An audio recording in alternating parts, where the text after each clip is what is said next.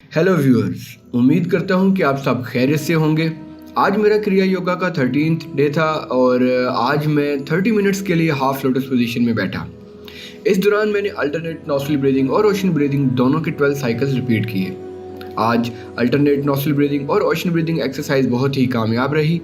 फिर मैंने 30 मिनट्स के लिए कंसंट्रेशन प्रैक्टिस की, जिसमें मुझे अपनी नज़र को दोनों आईब्रोज के दरमियान एक ख़ास जगह पर रखना था और कानों के ध्यान को खामोशी की आवाज़ पर रखना था, जो कि बहुत ही बारीक आवाज़ होती है जिसे सिर्फ खामोशी की गहराइयों में ही सुना जा सकता है।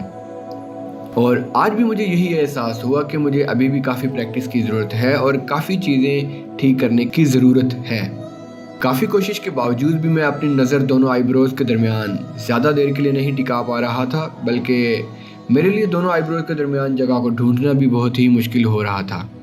दोनों आईब्रोज के दरमियान एक चक्रा होता है जिसका नाम होता है भ्रमध्या, और मुझे अपना फोकस इस पर रखना था, लेकिन इस पर फोकस रखना बहुत ही मुश्किल था। कभी ये जगह मिल जाती थी, कभी खो जाती थी।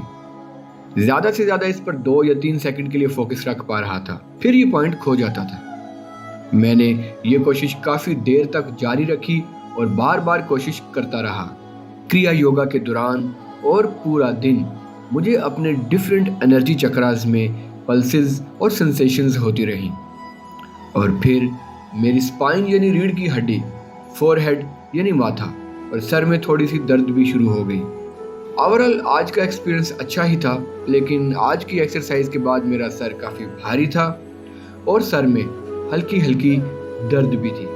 आज के लिए इतना ही। मिलते हैं अगली वीडियो में। Take care, bye bye.